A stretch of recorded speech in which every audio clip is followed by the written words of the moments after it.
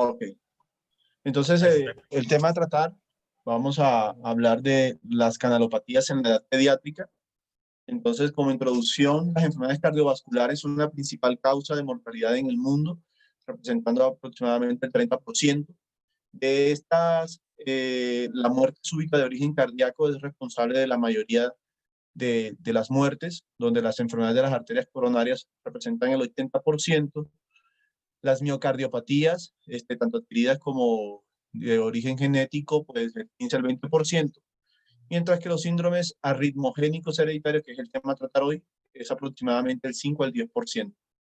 El patrón de herencia principal de transmisión es el autosómico dominante, pero puede haber canalopatías asociadas a autosómicos recesivas o ligadas al cromosoma X. Las canalopatías, pues, es aquella enfermedad que hay un trastorno en un canal iónico que cumple una función normal dentro de la fisiología cardiovascular, tanto eléctrica como funcional. Y las características que comparten todas estas arritmias son que tienen una baja prevalencia y que no tienen un diagnóstico sencillo, y que la verdad es que el primer síntoma de muchas de ellas puede ser un evento fatal, donde la taquicardia ventricular polimórfica o la fibrilación ventricular pues es el sustrato común de muchas de ellas. El diagnóstico es un reto, ya que tiene una penetrancia incompleta y una expresión variable. Por lo tanto, el momento en que nos enfrentemos a una de ellas, pues debemos de tener pues un concepto muy claro de estas canalopatías para poder llegar a su diagnóstico. Otra cosa importante es que puede haber una superposición fenotípica de estas arritmias, y es porque comparten muchas genes que tienen ciertas características, ya sea que ganen o que pierdan función, y por lo tanto pues, se pueden solapar, y eso es importante conocerlo a la hora de hacer el diagnóstico. ¿Cuáles son los objetivos? Pues identificar a los pacientes en riesgo de tener una canalopatía, iniciar un estudio tanto no invasivo e incluso invasivo adecuado, y sobre todo definir un tratamiento específico por la alta tasa de mortalidad de estas canalopatías. Entre las canalopatías más que vamos a desarrollar, tenemos lo que es el síndrome de QT largo, el síndrome de QT corto, el síndrome de Brugada, la taquicardia ventricular catecolaminérgico, el síndrome de repolarización precoz, la miocardiopatía ritmogénica. La miocardiopatía hipertrófica, pues, entraría en este juego de canalopatías. Sin embargo, esa es una entidad que también merece un escenario adicional y particular para ella para ser tratada. Entre las generalidades, pues, un pequeño recordatorio de lo que es el potencial de acción. El potencial de acción es el evento eléctrico celular que permite la contracción celular, en el cual está dividido en 4 fases, las cuales involucra una hemostasia entre los canales iónicos que permitan el ingreso y la salida de canales de iones que van a permitir que se dé el ciclo cardíaco y que permita que se dé el potencial de acción. Teniendo en cuenta que lo que es el sodio, el potasio, el calcio son los principales iones involucrados en las diferentes fases del potencial de acción. Este es un esquema de dónde se ubican en la célula, en el miocito, los diferentes canales iónicos que van a estar involucrados en las diferentes canalopatías, donde vemos que desde el retículo sarcoplásmico y la pared celular están involucrados estos canales iónicos. Y lo que quiere demostrar esta diapositiva con los diferentes ejemplos eléctricos es que un mismo gen, de acuerdo a que gane o que pierda función, pues va a producir una canalopatía distinta, donde en la tabla superior, vamos a poner aquí el puntero, donde en la tabla superior vamos a encontrar lo que son los canales iónicos de potasio, el cual, de acuerdo a que gane o que pierda función, me va a dar un síndrome de QT largo o un síndrome de QT corto. Mientras que el canal iónico de sodio, de acuerdo a la ganancia o pérdida de función, me van a generar un QT largo o el fenotipo de Brugada o el síndrome de Brugada. Mientras que a nivel del retículo sarcoplásmico, canales iónicos como es la rianodina y la calsecuestrina, me va a generar lo que es la taquicardia ventricular catecolaminérgica.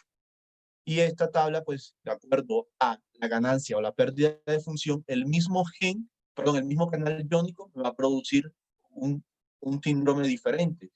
Por eso el solapamiento de estas canalopatías es importante tenerla en cuenta, en la cual vemos que los principales genes asociados, pues, están asociados en las principales canalopatías.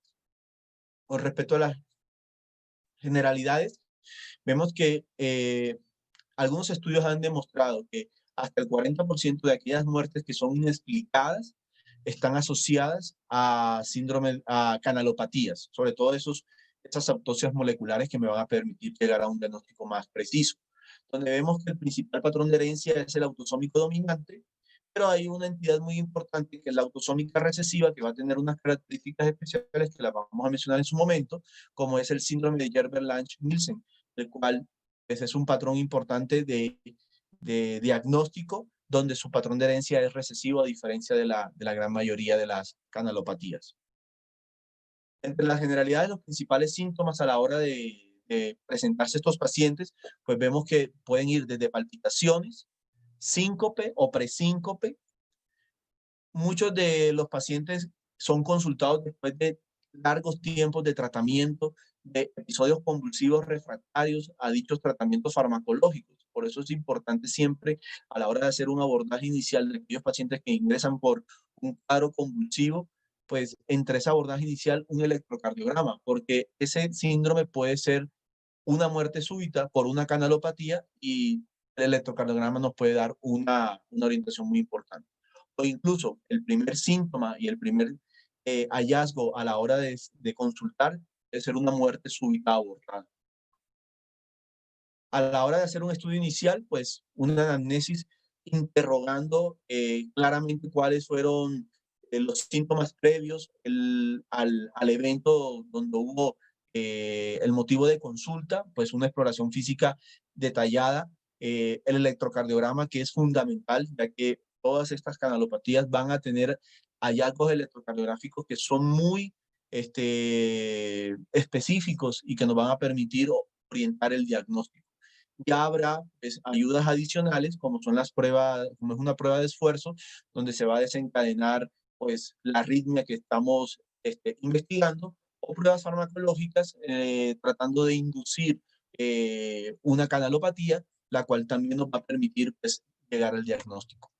Entre las generalidades, ya lo que es el estudio genético, pues obviamente va a ayudar en el diagnóstico, va a confirmar la mutación subyacente, también nos va a permitir estratificar el riesgo, sobre todo en el síndrome de QT, y también puede incluso orientar el tratamiento específico, y sobre todo pues nos va a permitir a aquellos grupos familiares donde tenemos un caso índice, pues también estratificar a aquellos pacientes o aquellos familiares de los pacientes en los cuales tenemos pues, una canalopatía identificada.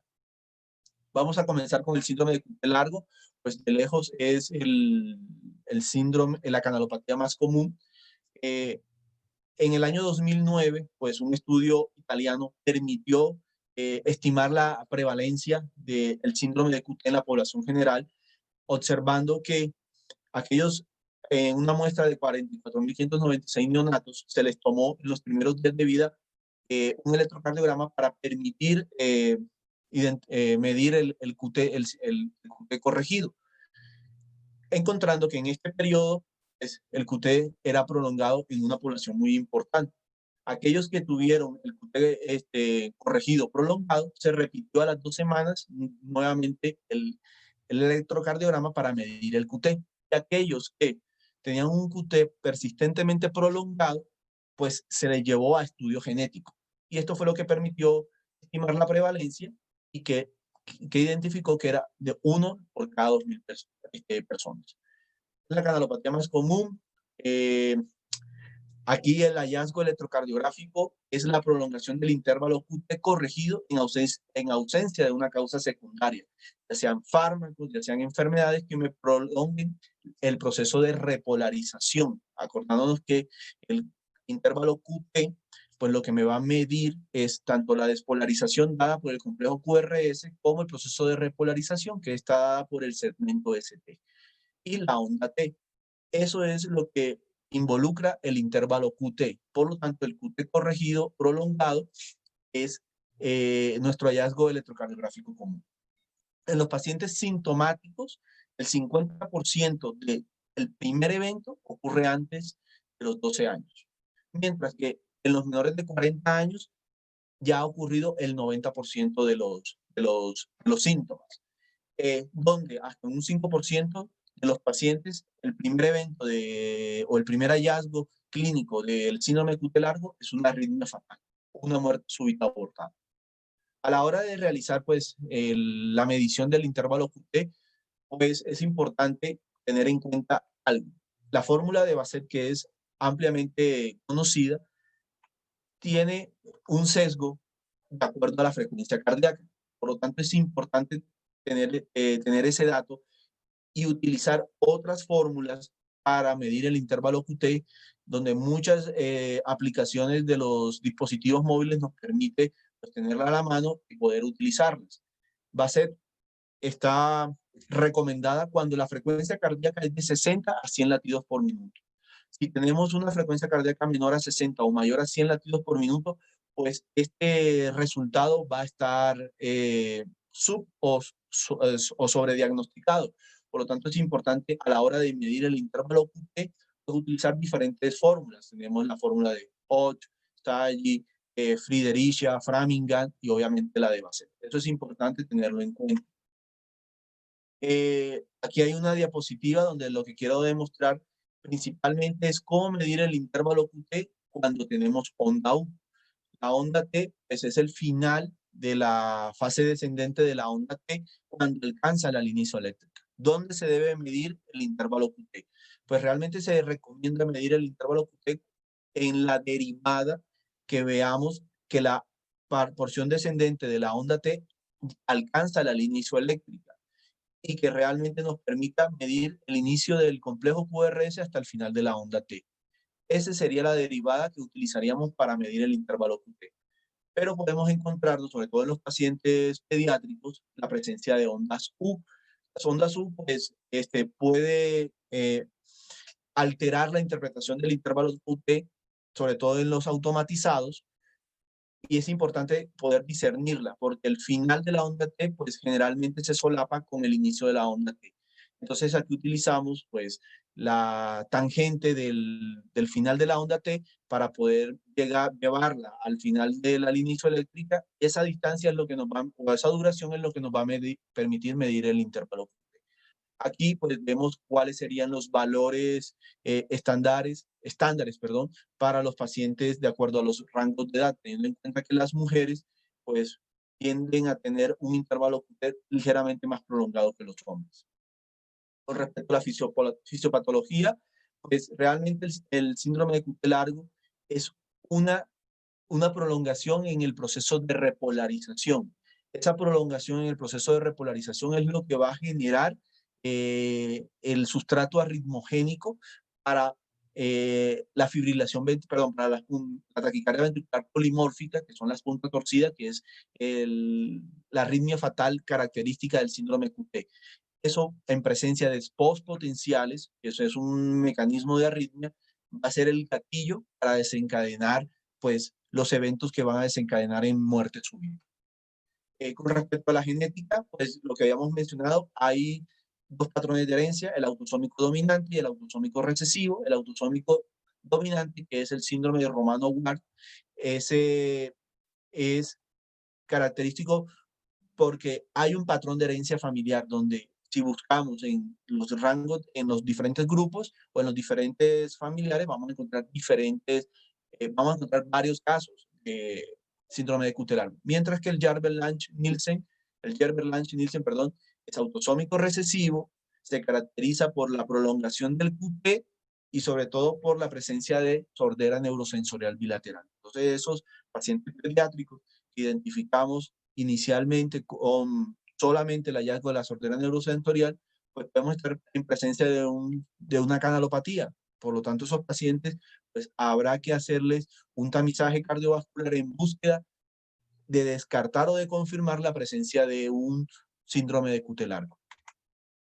Aquí traigo esta diapositiva donde se observan que en la actualidad hay aproximadamente 26 genes asociados con el síndrome de QT largo, pero que muchos de estos genes van a estar involucrados en otras canalopatías, como es el síndrome de Brugada, el síndrome de Cute largo y la taquicardia ventricular catecolaminérgica.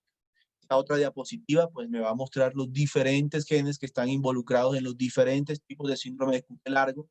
Realmente, como avanza la biología molecular, nos permite prácticamente cada año encontrar un síndrome de Cute asociado a un gen nuevo. Por lo tanto, estas listas cada vez se van a ir actualizando.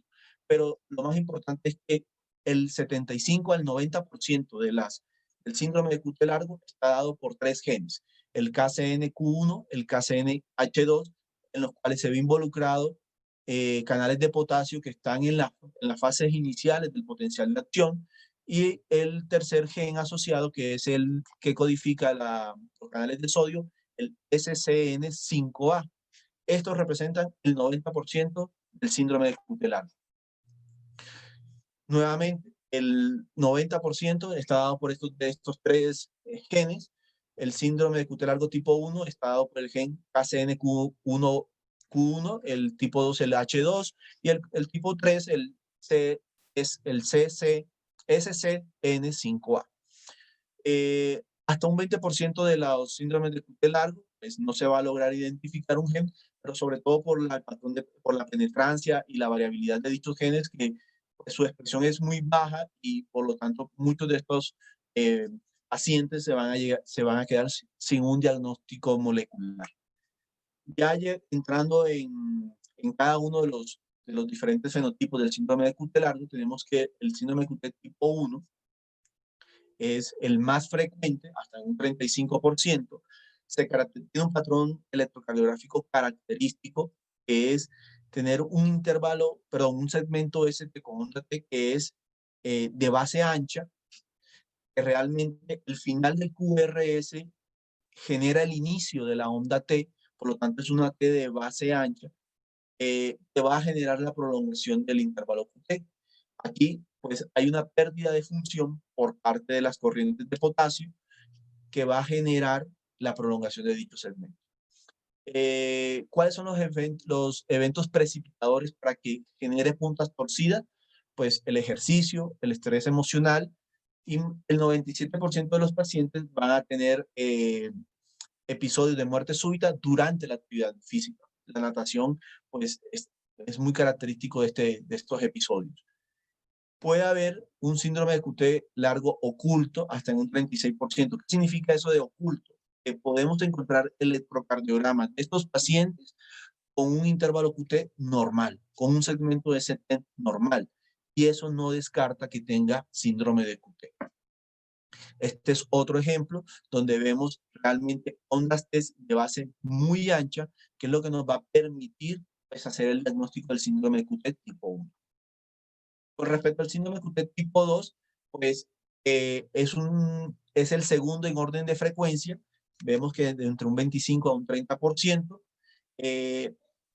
muchas mutaciones asociadas, puede estar oculto o tener variabilidad en su presentación electrocardiográfica hasta en un 19%.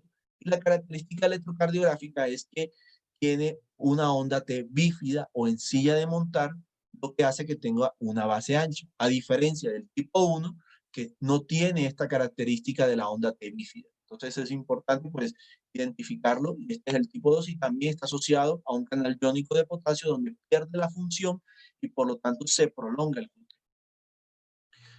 Aquí hay otro ejemplo donde vemos precisamente esa imagen de silla de montar, sobre todo aquí en este dedos largos, vemos precisamente esa característica electrocardiográfica. ¿Cuáles son los detonantes o los precipitadores? Pues principalmente son el estrés auditivo, el estrés emocional. Son esos pacientes que característicamente se despiertan, se asustan y en ese momento tienen el episodio de muerte súbita. Síndrome de QT tipo 3, pues de los tres es el menos frecuente. Representa solamente el 10% del síndrome de QT largo. La característica es que el gen involucrado, que el gen involucrado no codifica los canales iónicos de potasio, sino el canal iónico de sodio. Aquí hay una ganancia de función, lo que hace que se prolongue el QT largo. Que se prolongue el intervalo QT. La característica electrocardiográfica es que hay un segmento ST muy amplio. Si se dan cuenta, pues en esta imagen electrocardiográfica, pues el final del QRS al inicio de la onda T, pues es muy amplio. Realmente la onda T, pues prácticamente le da continuidad a la siguiente onda P. Y ese es el hallazgo electrocardiográfico. ¿Cuáles son los eventos que precipitan la muerte súbita en estos pacientes? Son principalmente el reposo y el sueño, pero más que esto es la bradicardia asociada a estos eventos o a estos estados fisiológicos. Entonces vemos, por ejemplo, en este ejemplo electrocardiográfico, cómo el final del QRS hasta el inicio de la onda T es muy amplia y prácticamente el final de la onda T da inicio a la onda P. Por eso esto es un hallazgo electrocardiográfico que es muy importante identificar. Entonces, estos tres tipos de síndrome QT tienen estos tres hallazgos electrocardiográficos característicos. Estos tres síndromes se caracterizan por no tener manifestaciones extracardíacas. Aquellos que se asocian a manifestaciones extracardíacas, como ya mencionamos, el síndrome de Jarber-Lange-Nielsen, que es la sordera neurosensorial, pero hay otros dos síndromes, que es el síndrome de Anderson-Tawil, el síndrome de Timothy, que son también muy característicos. Ahora lo vamos a mencionar. Entonces, ¿el diagnóstico cómo lo hacemos? Con el electrocardiograma. El electrocardiograma pues, es fundamental por los hallazgos electrocardiográficos que ya mencionamos. Las pruebas de esfuerzo. En la prueba de esfuerzo pues, va a haber una respuesta paradójica. A medida que aumenta la frecuencia cardíaca, debe de acortarse el QT. Pero en los pacientes que tienen síndrome de QT oculto, vamos a ver es lo contrario. Incluso en la fase de recuperación. A medida que aumenta la frecuencia cardíaca, el intervalo QT se va a ir prolongando e incluso en la fase de recuperación. Y también va a comenzar a haber anormalidades en la polaridad de la onda T.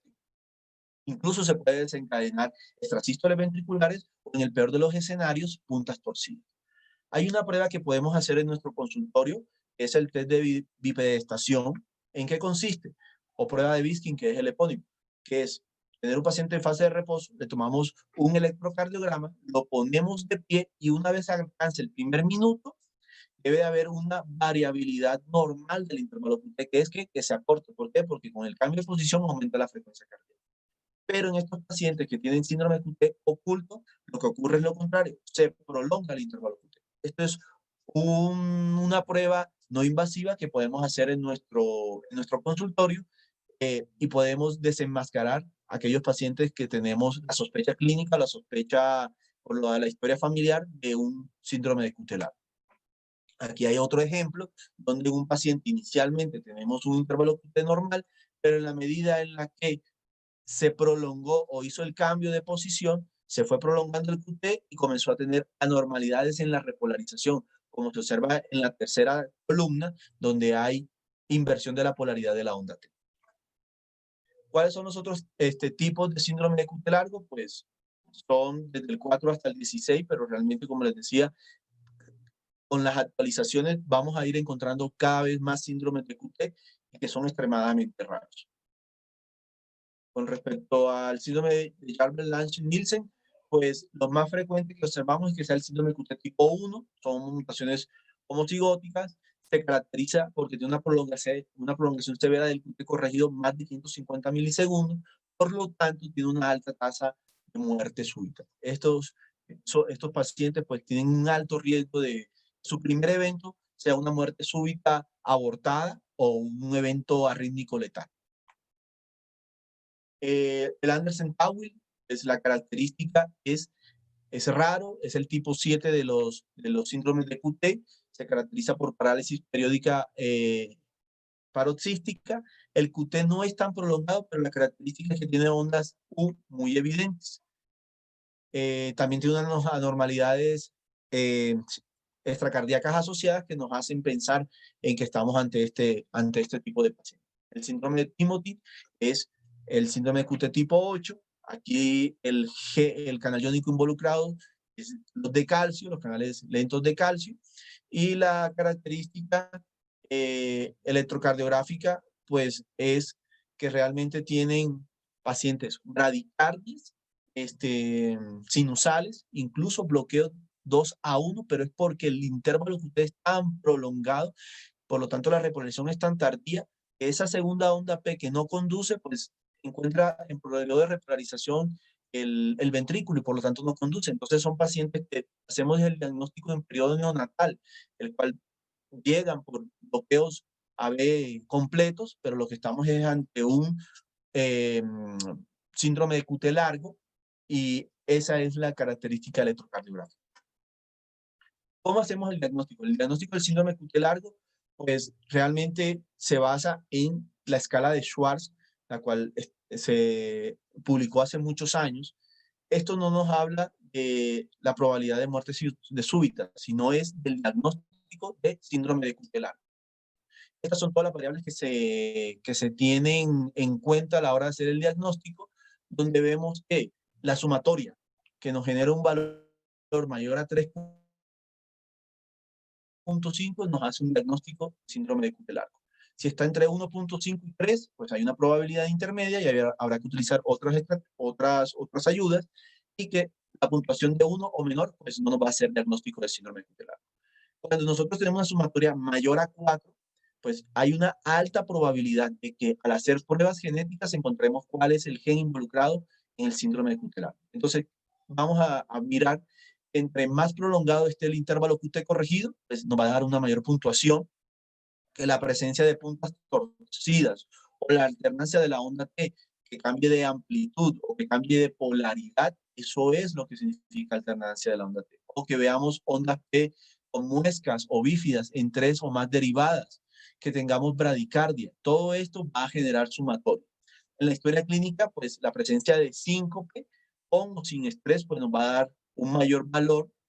Y en la historia familiar, pues el hecho de identificar un paciente que ya tenga, un familiar, perdón, que tenga un síndrome de QT largo confirmado o que haya muerte súbita en menores de 30 años sin un diagnóstico electrocardiográfico, pues también le va a dar valor y por lo tanto, al sumar todos estos, nos va a permitir hacer el diagnóstico.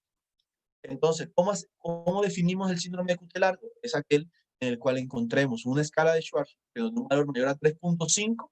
Eso va a ser el diagnóstico de síndrome de QT largo. O en la presencia de alguno de los genes que estén involucrados en el síndrome de QT largo.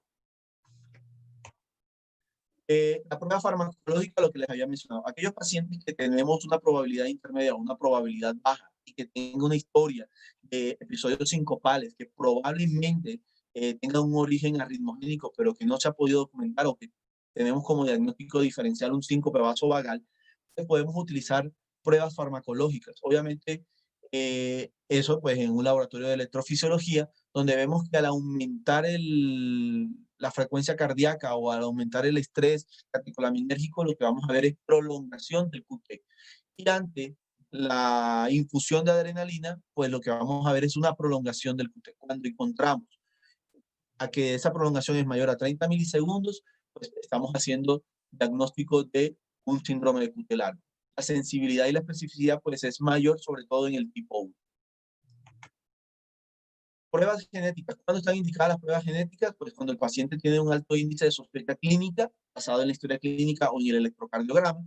En pacientes asintomáticos, donde tengamos pues, un intervalo QT muy prolongado, donde no haya factores desencadenantes, sobre todo pues fármacos. Eso es importante porque podemos tener un síndrome de QT largo, pues inducido por fármacos. En ese caso, pues, lo primero que habría que hacer sería descontinuar dichos fármacos.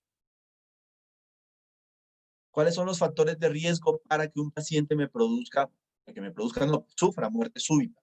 Es la presencia de síncope, sobre todo síncope sin estrés. La presencia de síncope pues, incrementa el riesgo de muerte súbita más de 6 veces. Que tenga un QT corregido basal más de 500 milisegundos. La presencia de alternancia de la onda T.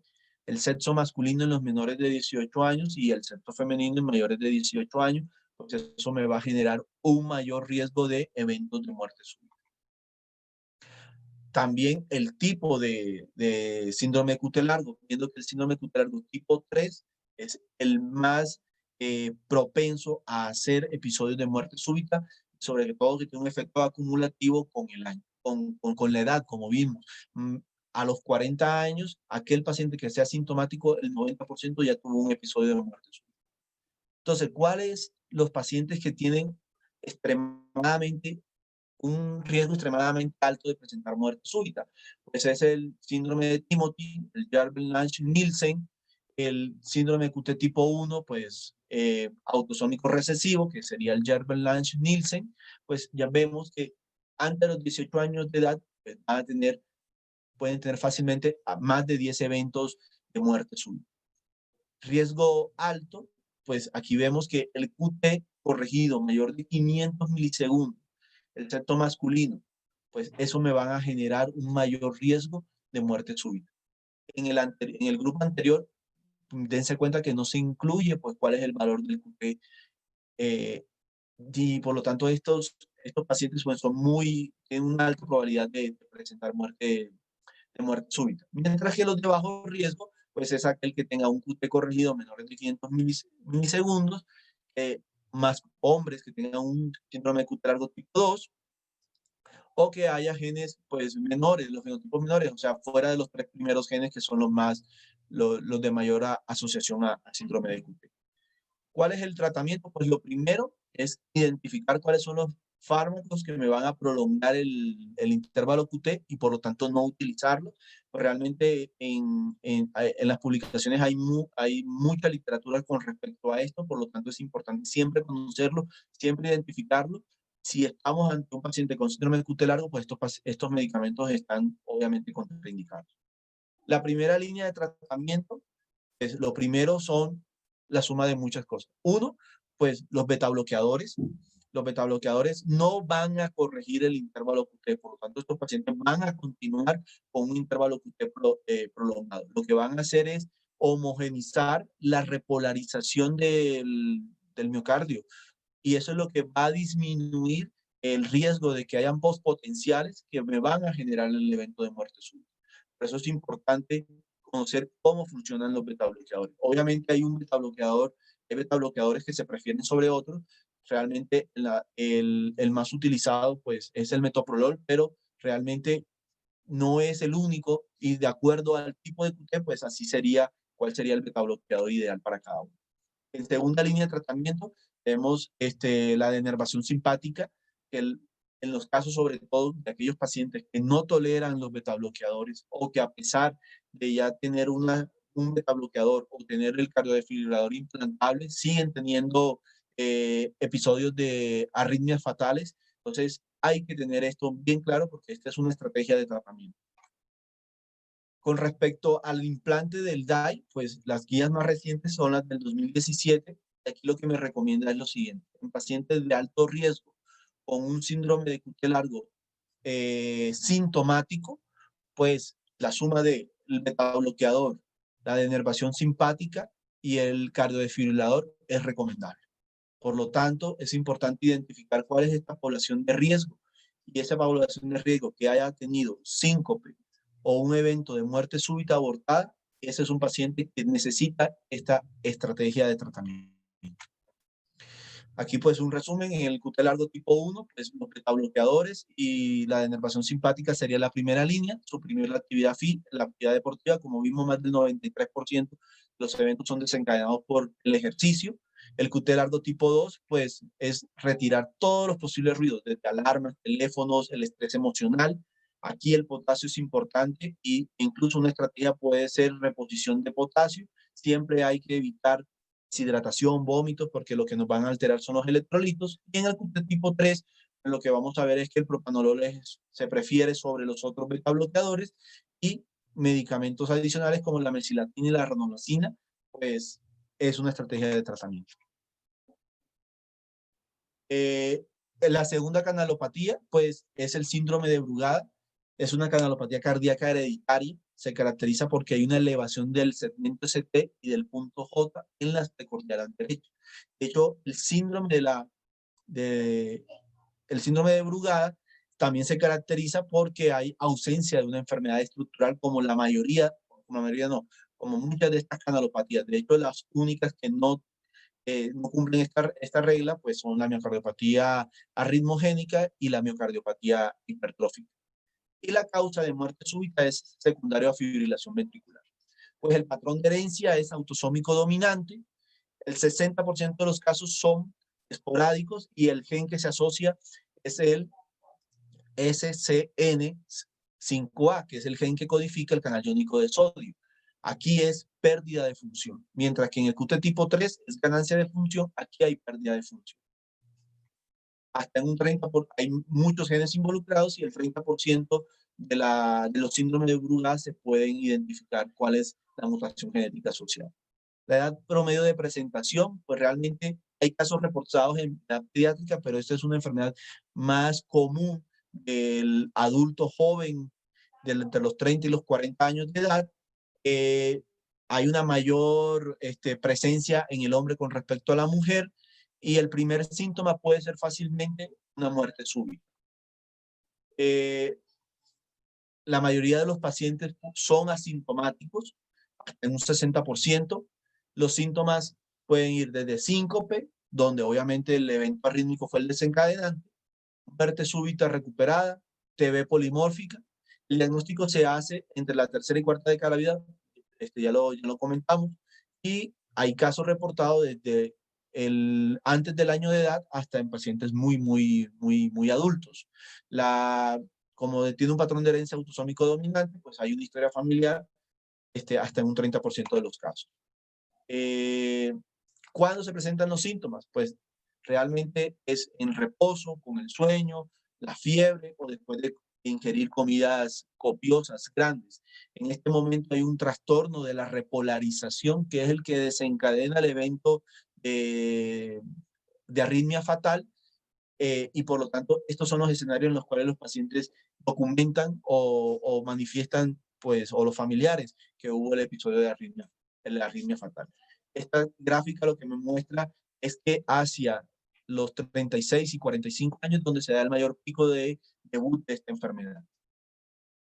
También se puede manifestar en la edad pediátrica. Los episodios febriles son los desencadenantes de las arritmias. Lo que les digo, la fiebre puede ser un detonante, es un detonante para que hayan arritmias fatales y muy fácilmente puede ser confundido sobre todo con crisis o convulsiones febriles. Sintomáticos pues van a tener el patrón tipo 1 y es el espontáneo. Ya son los pacientes que tienen pues el mayor riesgo de arritmias ventriculares. Hay 3 patrones electrocardiográficos, pero solamente el patrón tipo 1 es el que hace el diagnóstico. Es importante que aquel paciente que tengamos un electrocardiograma basal que me genera la duda de que estoy ante un fenotipo de Brugada o ante un síndrome de Brugada, conocer lo que son las derivadas de Brugada.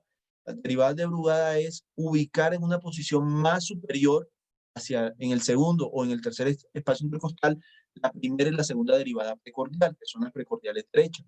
Y eso me va a desenmascarar en los pacientes que realmente tienen un patrón tipo 1 espontáneo, el síndrome de Brugada.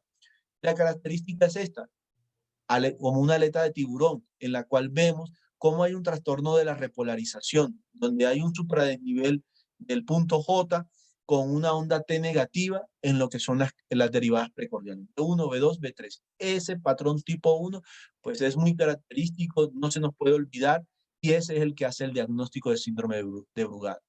El tipo 2 y tipo 3, pues realmente es importante tenerlo en cuenta, porque también hacen diagnóstico de un fenotipo de Brugada o un síndrome de Brugada, pero aquel que va a requerir tratamiento o algún examen adicional es aquel que se pueda llegar a inducir a patrón tipo 1. Y de hecho las personas pueden tener diferentes tipos de patrones, en el cual el tipo 2 o tipo 3 nos va a hacer diagnóstico definitivo cuando logremos demostrar que hacen el patrón tipo 1, ya sea espontáneo o con pruebas farmacológicas. Entonces, el electrocardiograma, solo el tipo 1 es diagnóstico. Como esto es algo dinámico, pueden variar espontáneamente. Un mismo paciente puede presentar hasta los 3 tipos de patrones. Y otra arritmia asociada con estos pacientes es la fibrilación auricular. De hecho, la fibrilación auricular tiene un origen genético, puede tener un origen genético, sobre todo los familiares, y puede ser una manifestación muy común del síndrome de Brugada. Por lo tanto, nuestros niños que tengan patrón de Brugada también pueden tener fibrilación auricular. ¿Cuáles son los factores de mal pronóstico? Pues que haya una prolongación que tengan un QT medido y un QT corregido muy prolongado, sobre todo en las precordiales derechas, sobre todo no, en las precordiales derechas, está el signo de la onda R en ABR que mida más de 3 milímetros de amplitud o que también se asocie con un patrón de repolarización precoz. El patrón de repolarización precoz pues, comparte muchas características genéticas con el síndrome de QT. De hecho, hay un síndrome donde se solapan, que es el síndrome de la onda J, y realmente cumple muchas características en común. Lo otro que hay que tener en cuenta es que hay algo que se conoce como fenocopias de Brugada. ¿Qué significa eso? Que electrocardiográficamente simula un patrón espontáneo de síndrome de Brugada. Y son esos pacientes que se van a beneficiar de descartar causas secundarias, por ejemplo, aquellos posoperados o pacientes posoperados cardiovasculares del tracto de salida del ventrículo derecho. Esos pacientes pueden tener un patrón de Brugada y eso no ser un síndrome de Brugada, sino ser una fenocopia de Brugada. Entonces es importante conocer cuáles son las situaciones de no canalopatía que me pueden producir síndrome de Brugada. ¿Cuáles son los factores de riesgo que me generan muerte súbita? Pues el sexo masculino, como vimos, el patrón tipo 1, espontáneo, la inducibilidad de fibrilación ventricular en un estudio electrofisiológico, sobre todo en esos pacientes que tienen el tipo 2 o tipo 3 y que lo llevamos a estratificar. Y ante la presencia de un evento de muerte súbita, pues eso va a aumentar la probabilidad de más eventos de muerte súbita. Un evento previo de muerte súbita condiciona que en los siguientes 5 años más del 60% van a volver a presentar un nuevo episodio de muerte súbita. Entonces, ¿cómo hacemos el diagnóstico? Pues el diagnóstico del síndrome de QT, perdón, de síndrome de Brugada, es cuando, ya sea de forma espontánea o inducida, hacemos el patrón tipo 1. Ese es el que me hace el diagnóstico de síndrome de Brugada. Aquellos pacientes que tenemos el tipo 2 o tipo 3 o tenemos dudas si realmente tenemos un síndrome de Brugada, pues realmente los medicamentos de la clase 1 de la clasificación de los antiarrítmicos son los que me van a permitir hacer desenmascarar el patrón tipo 1 de Brugada. Aquí tenemos los diferentes medicamentos que se utilizan, tenemos la ashmalina, la flecainida, la procainamida, y cuando terminamos la prueba, que eso se hace pues, en el laboratorio de electrofisiología, es cuando tenemos un patrón tipo 1, perdón, cuando vemos estas ventriculares frecuentes o cuando hay ensanchamiento del QRS mayor de 130. Ahí terminamos la prueba. De estos, pues el más utilizado y el que muestra mejores resultados, pues es la ashmalina. ¿Cuándo hacemos pruebas genéticas? Pues cuando tenemos un caso índice a los miembros, a la familia. O paciente con un alto índice de sospecha, pero que no hemos podido desenmascarar el tipo 1, ya tiene indicación también para hacer pruebas genéticas. Entonces, este es así como utilizamos la escala de Schwartz para hacer el diagnóstico de síndrome QT largo, tenemos el score de Shanghai que me permite hacer el diagnóstico de síndrome de Brugada, donde realmente el patrón espontáneo, solamente la presencia del patrón espontáneo me va a permitir hacer un diagnóstico definitivo de síndrome de Brugada. Ya cuando nosotros tenemos un tipo 2 o tipo 3, pues se tienen que sumar varios factores o varios otros ítems para poder hacer dicho diagnóstico. Entonces, ¿cuál es el tratamiento? Pues evitar el uso de medicamentos que elevan el segmento ST. Pues aquí hay un link para poder averiguar. Evitar la ingesta excesiva de alcohol. Hay que, entre los pacientes que tenemos la sospecha o tenemos el diagnóstico, pues hay que evitar que hagan fiebre porque ese es un disparador para muerte súbita. Y cuando pensamos en el implante de un cardiodesfibrilador, cuando tengamos un hecho de muerte súbita recuperada o haga frecuentemente episodios que es, bueno, que la muerte súbita recuperada ya sea es por TB polimórfica o fibrilación ventricular. El tratamiento, pues la suma de varias cosas. Sabemos que el síndrome de Brugada, el origen o inicial de todo esto es en el tracto de salida del ventrículo derecho. Pues hoy en día se utiliza una estrategia de ablación tanto endo como epicárdica que buscando potenciales me va a permitir modular el sustrato arrítmico donde se origina la tormenta eléctrica. Esa es una estrategia. La quinidina, pues también es un tratamiento adicional al cardiodesfibrilador. Pero en aquellos pacientes que sean asintomáticos y que no han tenido una historia subjetiva de muerte súbita abortada, pues ese paciente no necesita ninguna estrategia de tratamiento, solamente observación. Este flujograma lo que me permite es que ante un paciente que hayamos documentado un síndrome de Brugada y que tenga un síndrome de Brugada tipo 1 espontáneo y que haya tenido muerte súbita o síncope no explicado por algo que no sea una arritmia, ese paciente es candidato para un cardiodesfibrilador. Candidato, pues si tenemos una expectativa de vida mayor a 1 año, si el paciente está de acuerdo con el implante del dispositivo, pues, ese paciente necesita pues su cardiodesfibrilador junto a quinidina o ablación con catéter. Sobre todo, pues cuando tenemos tormentas eléctricas o cuando hay descargas apropiadas recurrentes. ¿Por qué? Porque eso va a minimizar dichos episodios y por lo tanto va a mejorar la calidad de vida de nuestros pacientes. La tercera canalopatía es la taquicardia ventricular polimórfica catecolaminérgica. Es una canalopatía menos frecuente con respecto al síndrome de Cute largo. Se caracteriza también porque el corazón es estructuralmente normal, el electrocardiograma basal en reposo es normal y la característica electrocardiográfica es la taquicardia ventricular bidireccional o polimórfica y que es inducida por descargas de adrenalina, por lo tanto es inducida principalmente por el ejercicio. Este es el electrocardiograma de una taquicardia ventricular catecolaminérgica.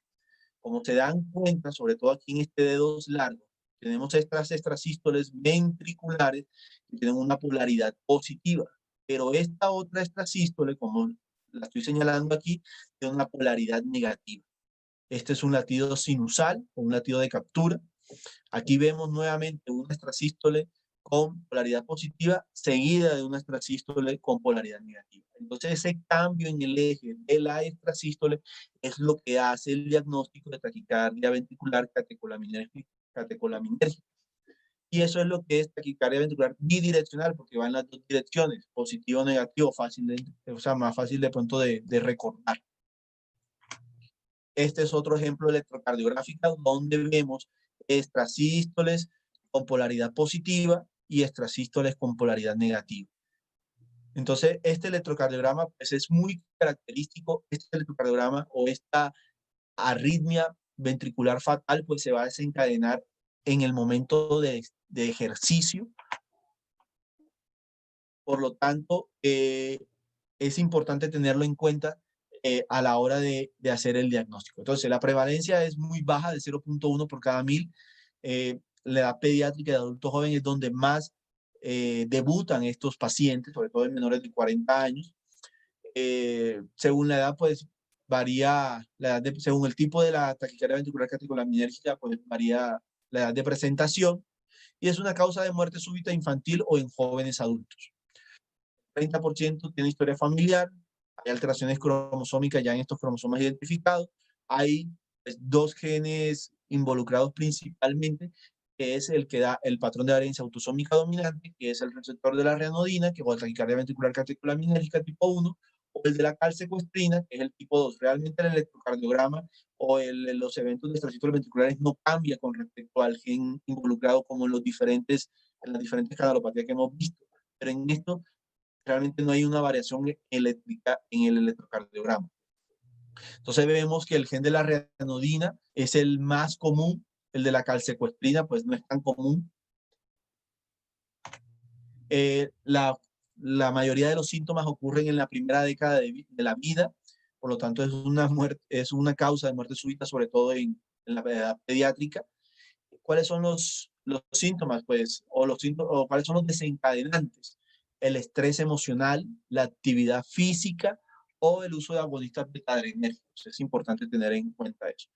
Y generalmente hasta en un 30% puede haber historia de muerte súbita o síncope asociada con el ejercicio. porque este es el momento en que se desencadena el episodio de taquicardia ventricular.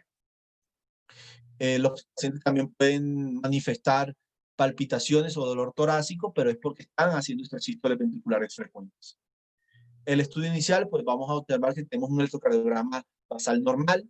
Pues estos pacientes, pues tenemos que estratificarlos. Todo paciente que sospechemos una canalopatía, pues se debe de asociar entre nuestras pruebas, pues una prueba de esfuerzo, un monitoreo Holter de 24 horas, pues la utilidad del monitor de eventos que nos va a permitir identificar sobre todo en estos pacientes que tienen síntomas no tan frecuentes, o aquellos que aún así tengamos dudas, pues pruebas farmacológicas con adrenalina o isoproterenol, lo que vamos a hacer es aumentar la frecuencia cardíaca, que va a ser el disparador para que comiencen a presentar las extrasístoles o incluso la taquicardia. Y se recomienda principalmente en aquellos pacientes que no puedan realizar ejercicio por alguna discapacidad o por alguna contraindicación. Entonces, este es otro ejemplo donde estamos viendo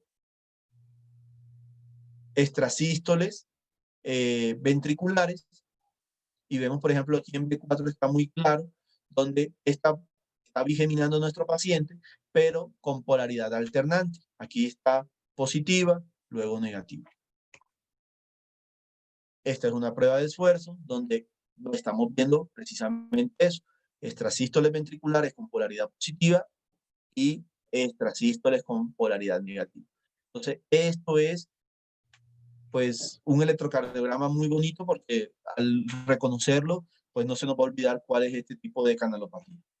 Entonces, ¿cómo hacemos el diagnóstico? Pues en individuos menores de 40 años, en los cuales tengamos un corazón estructuralmente normal, con un electrocardiograma normal, y donde se induzca TB bidireccional inducida por el ejercicio por catecolamina. Eso es lo que me permite hacer el diagnóstico. ¿Cuál es el tratamiento? Pues el tratamiento va a estar, bueno, los criterios diagnósticos vamos a tener pues la identificación de la taquicardia ventricular, el identificar el gen, que es el de la calsecuestrina y el de la rianodina, o que haya familiares del caso índice, donde haya extrasístoles o TB inducida por el ejercicio. Entonces, la mortalidad en pacientes no tratados a 40 años es casi del 50%. ¿Y cuáles son los factores de alto riesgo? Es que el primer episodio ocurra a temprana edad, y eso va a ir aumentando el riesgo de más episodios, que cada vez pues hay un mayor riesgo de mortalidad. Entonces, ¿cuál es el tratamiento? Pues evitar el deporte competitivo, limitar el ejercicio, limitar la exposición a ambientes estresantes. Entre el tratamiento farmacológico tenemos lo que es los betabloqueadores, donde el nadolol pues, tiene una mejor respuesta en inhibir la descarga en los episodios de extrasístoles, y el implante del cardiodefibrilador pues es para aquellos pacientes que a pesar del tratamiento farmacológico pues siguen teniendo episodios de síncope, donde asumimos que es por arritmias o haya hecho muerte súbita recuperada.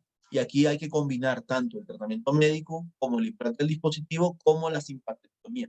Como se han dado cuenta, pues todas estas canalopatías, pues no es solamente el cardiodefibrilador, sino es la suma de muchas estrategias de tratamiento. Aquí la recomendación, pues lo que les mencioné, pues el paciente que tenga episodios recurrentes a pesar de un tratamiento farmacológico, la denervación simpática, el cardiodefibrilador es recomendable. Entonces es importante tener eso en cuenta. Si a pesar de esto el paciente no es candidato al implante del CDI, pues se puede adicionar un segundo medicamento. La flecainida pues nos va a permitir sumarlo al beta bloqueador, y la estrategia es disminuir los episodios de muerte súbita. La tercera canalopatía es el síndrome de QT. La cuarta canalopatía es el síndrome de QT corto. Es una canalopatía muy rara. La verdad es que hay muy pocos casos reportados. Es más frecuente en hombres. Cuando hacemos diagnóstico, cuando tengamos un QT corregido, menos de 340 milisegundos, y tiene un alto riesgo de fibrilación ventricular y por ende de muerte súbita. En la genética, pues hay relacionados 6 genes, donde los genes que se involucran pues son los genes de los canales de potasio y los de canales de calcio. Y como se ve, se observa aquí el KCNQ1 y el KCNH2, pues este es los que se relacionan con el síndrome de QT tipo 1 y tipo 2. Pero en el QT tipo 1 y tipo 2 es porque hay una pérdida de función y aquí hay una ganancia de función. Al haber una ganancia de función, eso me acorta el intervalo QT. ¿Listo? Entonces, autosómico dominante, una alta penetrancia y hasta un 60% de los casos hay una alteración genética identificada. Aquí, como vemos, pues estos son los genes más involucrados o los 6 genes involucrados en el síndrome de QT. Corto. Entonces, ¿cuándo se hace el diagnóstico? Realmente se hace entre la segunda y la tercera década de la vida. ¿Y cuáles son los síntomas que manifiestan estas personas? Pues muerte súbita, síncope, palpitaciones, fibrilación auricular. Miren que la fibrilación auricular se vuelve a repetir en esta canalopatía. Realmente, pues estos genes están involucrados en muchas arritmias y no solamente en canalopatía, sino, por ejemplo, la fibrilación auricular o los trastornos de conducción aurículo e intraventricular. Podemos tener pacientes asintomáticos en un 47%, 47%, perdón, siempre hay que indagar familiares con historia de síncope o muerte súbita, ya que si tenemos un caso índice, pues al grupo familiar hay que realizarles electrocardiogramas. ¿Cuáles son los factores de riesgo? Pues tener un QT corregido marcadamente cortado, menos de 300 milisegundos, pues eso va a aumentar el riesgo de muerte súbita, especialmente durante el sueño o el descanso. Este es un electrocardiograma que, a diferencia de los anteriores, vemos que el segmento de la onda, la base de la onda T es muy corta y que realmente inicia al final del complejo QRS. Entonces, estos son electrocardiogramas que nos permiten, pues, identificar esos pacientes en los cuales estemos sospechando QT corto, recordando el punto de corte de 340 milisegundos. La otra característica es el punto J. Desde el inicio del punto J al pico de la onda T. El punto J es el inicio del segmento ST y el pico de la onda T pues es el nadir o el vértice de la onda T. Si los pacientes con QT corto, pues característicamente tienden a tener un punto J pico T pues menor de 120 milisegundos, y es precisamente porque pues como esta repolarización es tan corta, pues esa medición es muy corta. El diagnóstico, pues al igual que las canalopatías que hemos visto, se basa en criterios. Vemos que la presencia de un intervalo QT muy corto, menos de 330 milisegundos, le da un valor mayor. Y que al tener 4 o más puntos, pues la probabilidad de tener el síndrome de QT corto es mucho mayor. Cuando hacemos diagnóstico, pues cuando tenemos un QT corto, pues menos de 330 milisegundos, y también aplicando el score de Golop. El tratamiento, pues el tratamiento es que ante la presencia de una muerte súbita abortada o un síncope que nosotros concluyamos que es de origen arrítmico, pues el implante cardiodefibrilador, la quinidina como estrategia de tratamiento farmacológica, pues la utilizamos principalmente en pacientes asintomáticos con historia familiar de muerte súbita.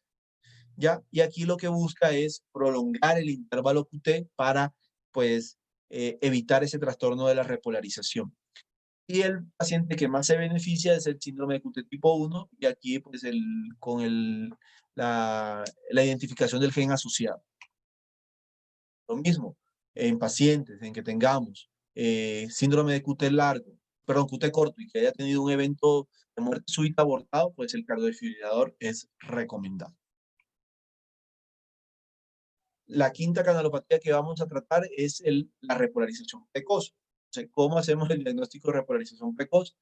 El patrón de repolarización precoz es aquella elevación del punto J y del segmento ST más de 1 milímetro en derivadas contiguas que vean la cara lateral, la cara anterior o la cara inferior.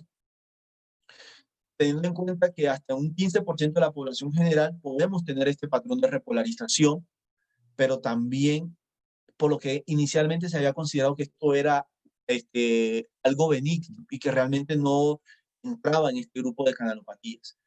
Pero en aquellos pacientes que inicialmente se trataban como fibrilación ventricular idiopática, se identificó que hasta el 70% de esos pacientes que inicialmente se habían catalogado como idiopáticos, el patrón de repolarización se repetía. Entonces, ese es el grupo realmente de riesgo, que es aquel paciente que hizo un episodio de muerte súbita y que tengamos una repolarización precoz. Entonces, ese es el paciente que tiene el diagnóstico del síndrome de repolarización precoz. De lo contrario, si no ha habido historia de muerte súbita o un síncope de un posible origen arrítmico, pues solamente un patrón de repolarización precoz. Son dos cosas muy diferentes. Los hombres pues están fuertemente asociados con el patrón de repolarización precoz. De hecho, el 70% de los casos reportados hacen referencia a hombres. Es más común este patrón de repolarización precoz y por ende muerte súbita en jóvenes físicamente activos, atletas afroamericanos. Entonces, esta es nuestra población vulnerable. ¿Cómo hacemos el diagnóstico de patrón de repolarización precoz? Pues es es que haya elevación del punto J o del segmento ST más de 0.1 milímetros de la línea de base en dos derivadas contiguas que vean la misma cara, que vean la cara lateral o la cara inferior. Y como vemos acá, puede haber, pues, tanto elevación del punto J, que sería el final del QRS, o del segmento ST. Cuando es el complejo QRS o el punto J, como vemos en esta gráfica, pues también podemos ver o que esté empastada o que haya muescas.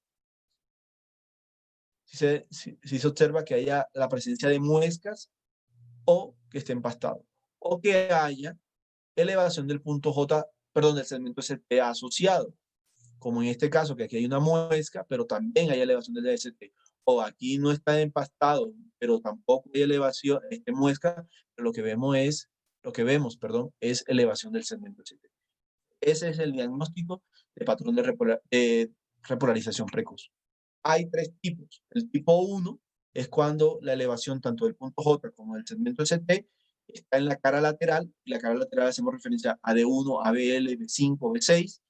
El tipo 2 es cuando aparte de la cara lateral es en la cara inferior, o sea, D2, D3 y ABF.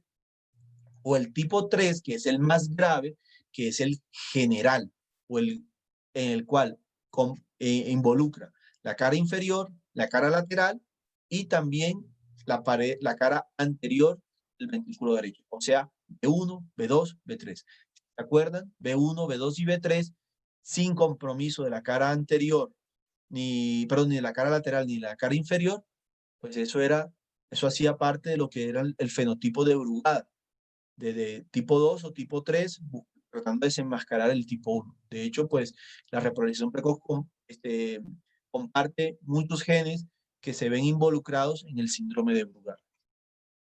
El diagnóstico diferencial del patrón de repolarización precoz, pues son todas estas enfermedades, son todas estas situaciones donde vemos que los adolescentes tienen un patrón juvenil de elevación del ST, el cual es un motivo de remisión muy frecuente al servicio de cardiología pediátrica. Pues es importante tener este hallazgo frecuente en mente.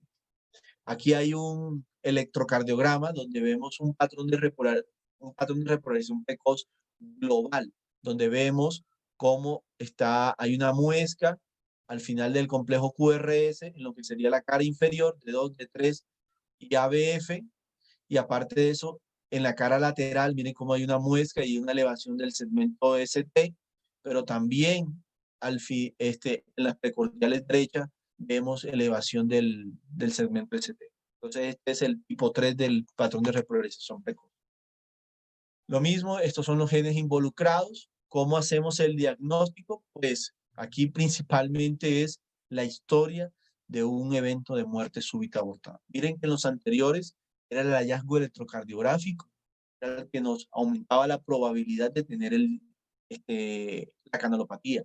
Aquí principalmente lo que se necesita es que haya historia de muerte súbita o de síncope, un posible origen arrítmico. Solamente la presencia del patrón de repolarización no es diagnóstico. Lo mismo, hacer el diagnóstico, ¿cómo lo hacemos? Es la presencia de más de 1 milímetro de elevación en dos derivadas contiguas que vean la misma cara, asociado a un episodio de muerte súbita. ¿Cuál es el tratamiento? Pues ante la presencia de un patrón de repolarización precoz con muerte súbita abortada, el cardiodesfibrilador es el tratamiento. Gracias. La miocardiopatía ritmogénica y la miocardiopatía hipertrófica, pues esas son canalopatías asociadas a alteraciones estructurales del miocardio. Esas son canalopatías que se deben de tratar en otro momento.